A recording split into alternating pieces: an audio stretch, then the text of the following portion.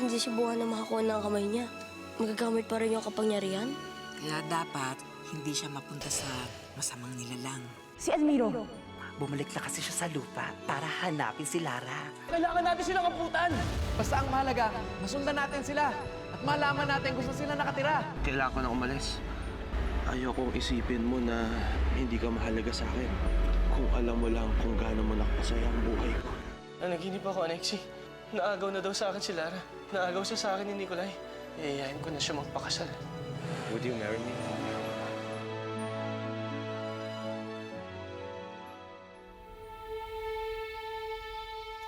I love you, Lara. Magkasal na tayo.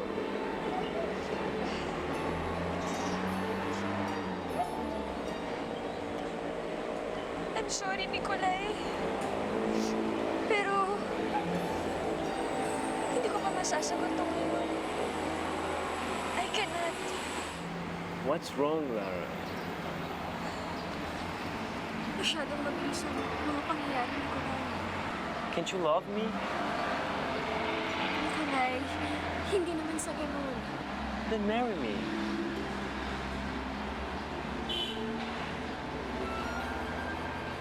I need your decision, Lara. I need to go back to my country. And I want to take you with me. You? Take me with you? Yes, my country. Free from all the cruel people that hurt you. What about my family? I'll take them with us. Lara, I can no longer stay here. People already know my secret. They are after me. I need to escape before it's too late. And I want you with me. I need you, Lara. I love you. I want to take care of you. Please. Think about it. I need your answer as soon as possible.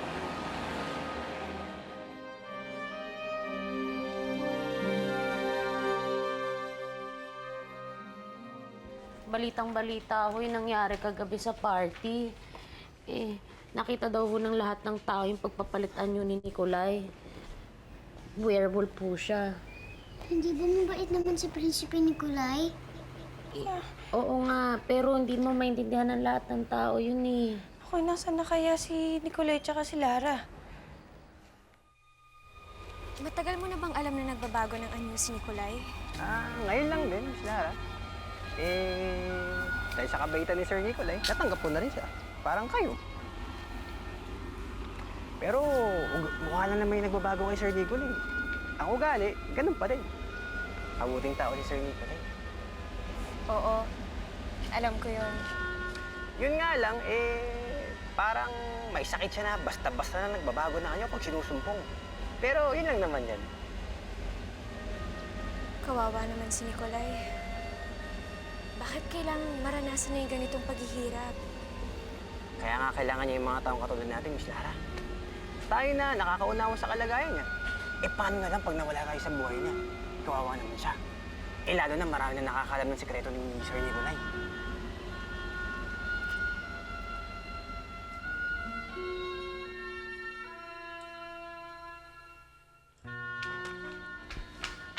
Si Lara po.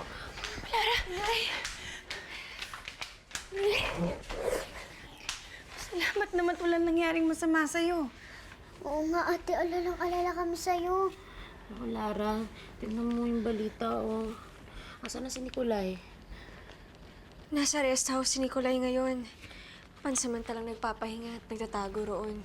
Ano daw ang plano niya sa lahat na nangyari? Balak niya raw hong bumalik sa bansang pinanggalingan niya. Paano yun? Iiwan ka niya? Inay, sinasama niya ho ako. Ha? Sinasama niya tayong lahat. Talaga, ate? Inay, niyaya niya ho ako magpakasal. Talaga, ate? Nag-propose sa'yo si Nikolai? Asan ang singsing? Mini, hindi ko ko pa kasi tinanggap eh. Ayaw mo ba kay Prinsipe Nikolai, ate? Nabigla kasi ako. Hindi ko alam kung anong magiging desisyon ko. Saka, napakalaking bagay po nito para sa akin. Para sa ating lahat. Hindi lang naman buhay ko ang maapektuhan. Pati ho ang buhay natin. Tama ka, anak. Hindi naman basta-basta ang desisyon yan eh. Basta tatandaan mo lang kung anong sinasabi ng puso mo, yun ang sundin mo. Pero kung akong tatanungin mo, ate, okay na ako kay Prinsipe Nikolai. Mabait talaga siya at mahal na mahal ka niya.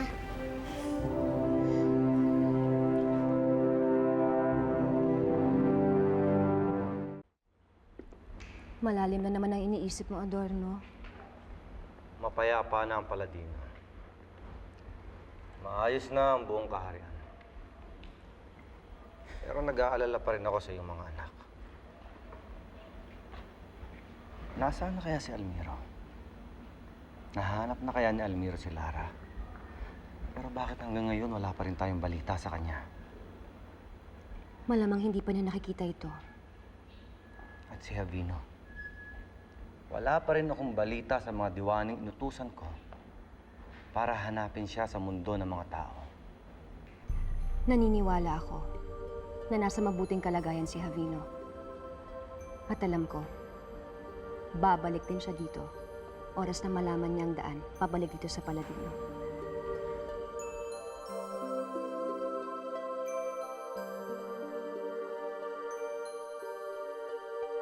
Inaasali ito ng mahiwagang paghari. Mga buksan ng daan! Makauwi na tayo! Yay!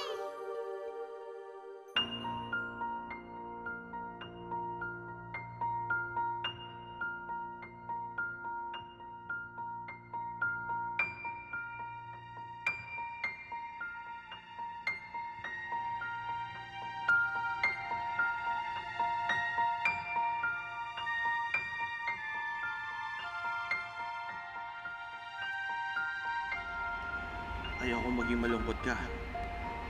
Okay lang ako. Ganun talaga eh. Kailangan mo umalis. May kailangan kang puntahan. Siguro naman importante din yun. Ayokong isipin mo na hindi ka mahalaga sa akin. Ayun. Kung alam mo lang kung gaano mo nakasaya ang buhay ko.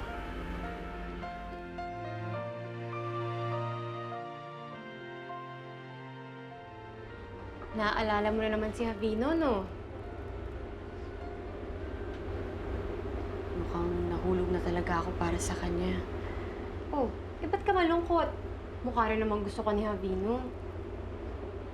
Eh kung gusto niya ako, bakit siya nagpaalam? Nagpaalam? Aalis na daw siya. Mawawala. Walang kasiguraduhan kung kailan siya babalik. Ganun? Kaya baliwala rin kung anong nararamdaman ko para sa kanya.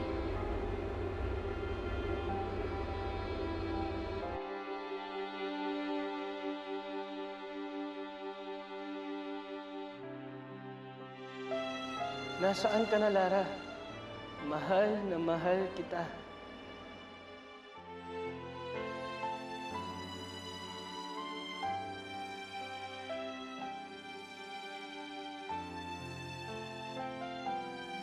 Bakit hindi mo na ako inalala, Almiro? Bakit hindi mo na ako pinalikan?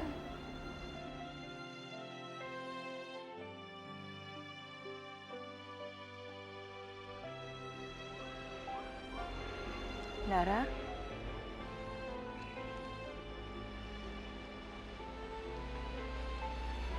Inay.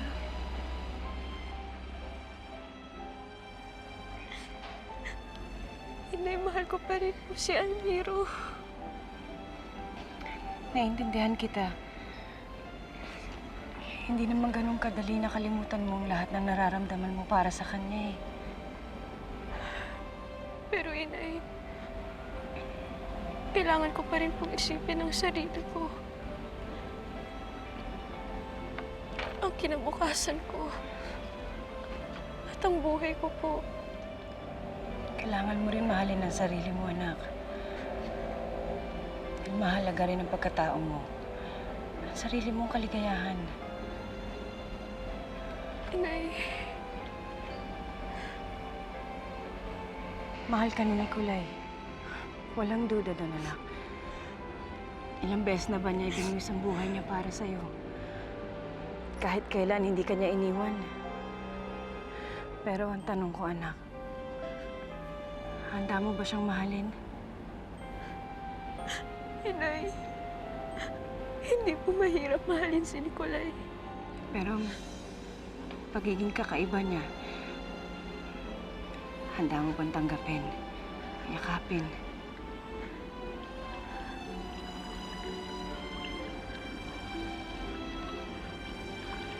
Kung ganun, kailangan mong buuin ang desisyon mo base sa lahat ng yan. Tanda kung ano man ang piliin mo, tandaan mo lang na lagi ako nasa likuran mo. Susuportahan kita. Salamat po, Inay.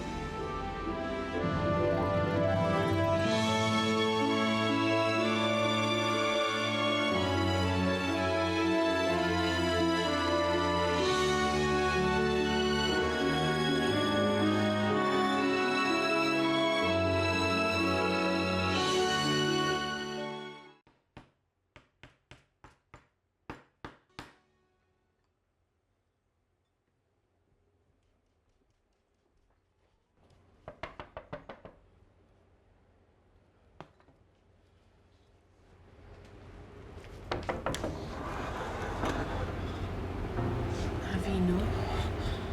Sonia, dumaan lang ako para ibigay si Scotty. Hindi ko siya pwedeng isama dun sa pupuntahan ko.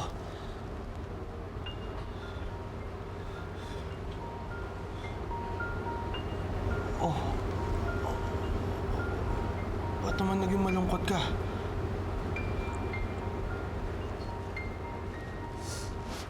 Gusto mo maging masaya ako, Havino? Pwede naman eh. Gusto ko lang naman huwag kang aalis. Dahil masaya ako pag nandiyan ka. Ewan ko kung bakit, pero ngayon ko lang naramdaman to sa buhay ko.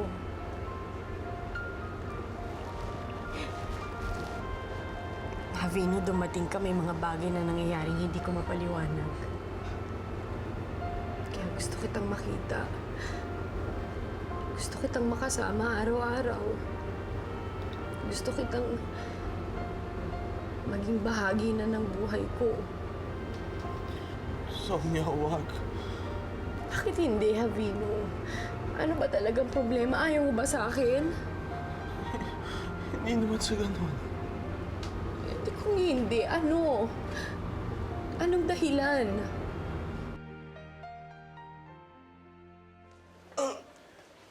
Prince Palmiro! Anong ginagawa mo? Kailangan ko na umalis dito. Kailangan na natin kumilos para hanapin si Lara. Ano? Hindi pa kaya ng katawan mo.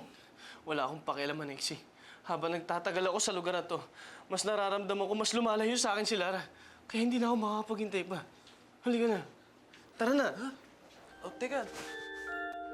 Inay, nakapag-desisyon na po ako.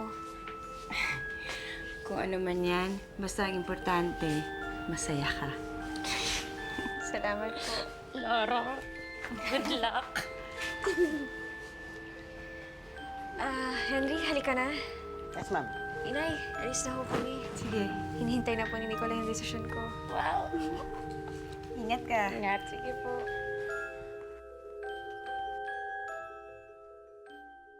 Bakit, Havino? Bakit kailangan mo pang umalis?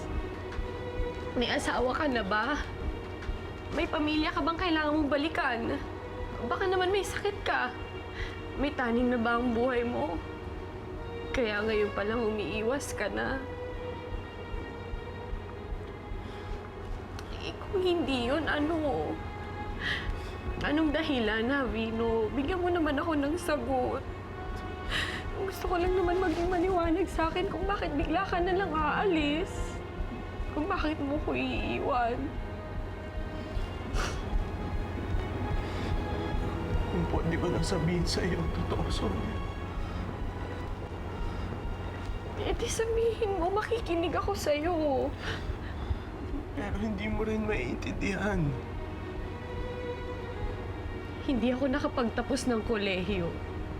Pero hindi ako bobo, Javino. Para hindi maintindihan ang sasabihin mo.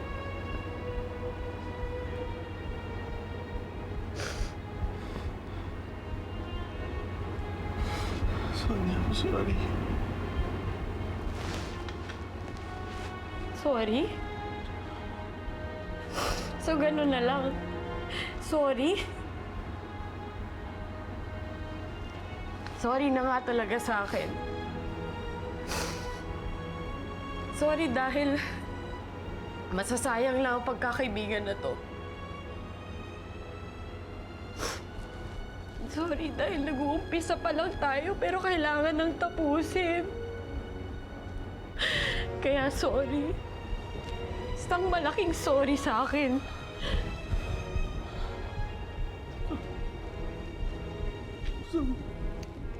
Sige na, umalis ka. Alis ka na. Lumayas ka na kung yun ang gusto mo. Nakakahiya naman sa'yo eh. Pinagpipilitan ko sarili ko. Hindi. Sige na. Umalis ka na. Wag. Umalis ka na. Huwag ka nang magpakita pa. Sonia, mahal kita! Ang daya mo, Javino. Ang daya-daya mo.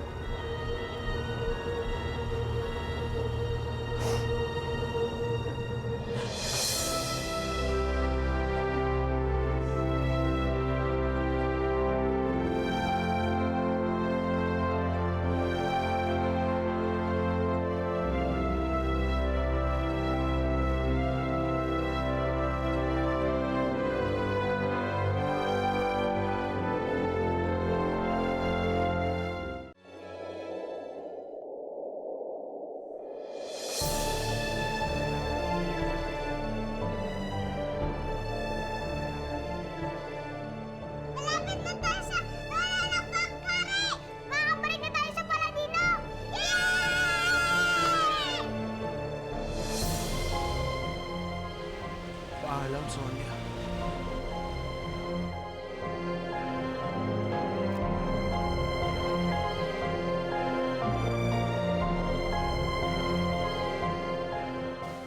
And they lived happily ever after.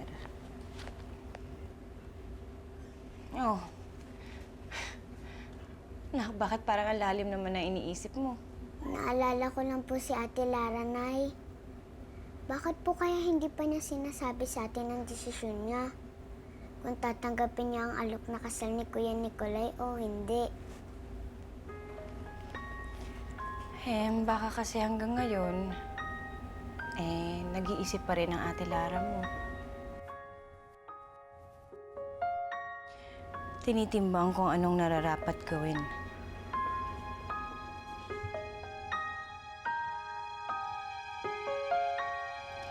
Isinasaalang-alang ang bawat taong masasaktan.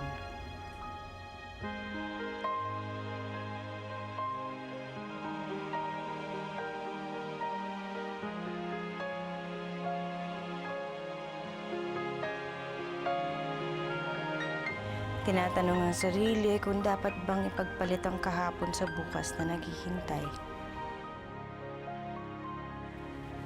Ang hirap palang magmahal, Inay. Lalo na kung wagas sa totoo katulad ng sa Ate Lara mo. Buti pa sa mga fairy tales, madali lang ang happy ending. Sa totoong buhay, hindi. Pero umaasa pa rin ako na magiging maganda ang magiging happy ending ang love story ng Ate Lara mo. Ako rin, Nay. Ako rin.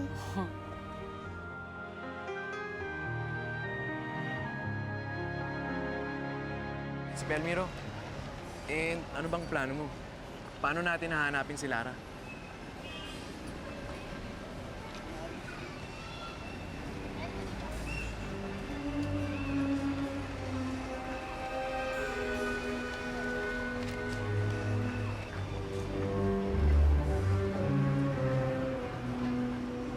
Si Lara? Parang lang siya. Magkasama nga sila ni Nicolay. Naku, paano na yan? Alexi, kailangan nating hanapin si Nicolay. Siya ang susi para mahanap natin si Lara.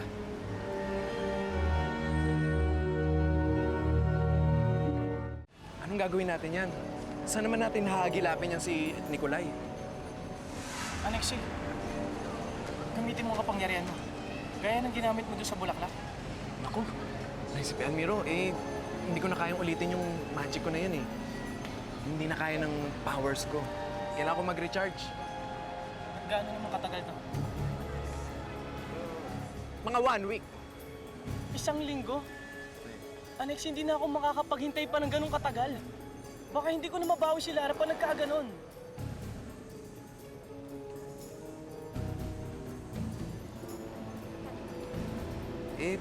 Paano gagawin natin? Kung kinakailangan, hanapin ko siya sa buong Maynila. Sa mga mansyon, sa mga hotel. Gagawin ko. Mahanap lang natin sila.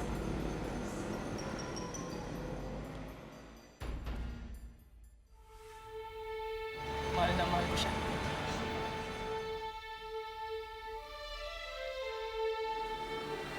Nicolay, Lara, we need to leave as soon as possible. I need your decision. Once again, I'm asking you, please, marry me.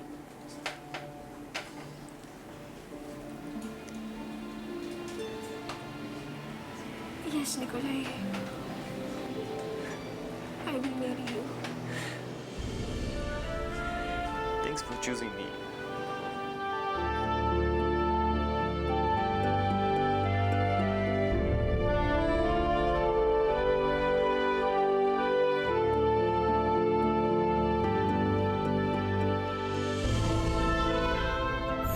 Kung nandito lang sana sina Javino at Almiro, sila ang nag-iinsayo ngayon.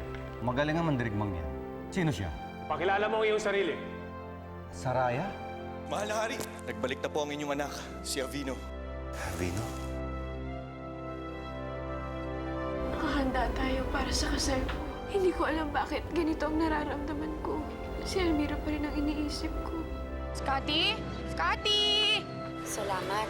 Wala nga naman. Kaya parang pamilyar sa akin yung lalaki. Dali lang! Tapos na pakipagdigmaan natin kay Bawan. Malaya at tahimik na ang ating kaharian.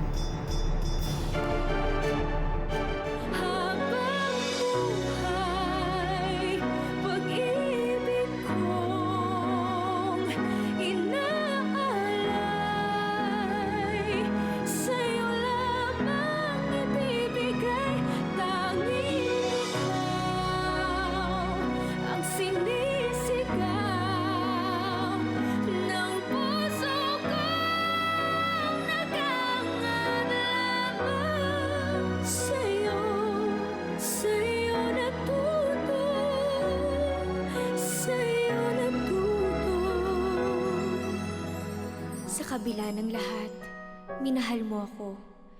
Inibig kung ano ako at hindi pilit pinago. Sa tulad kong aba, may nakalaan pa rin pala ng ngiti, kapalit ng mga pagdurusa. Bakit pagdating mo nga dito sa buhay ko? Nawala na ang lahat ng mga takot ko. Ikaw na nga ang sagot sa aking mga dasal. Dahil sa'yo natutong magmahal.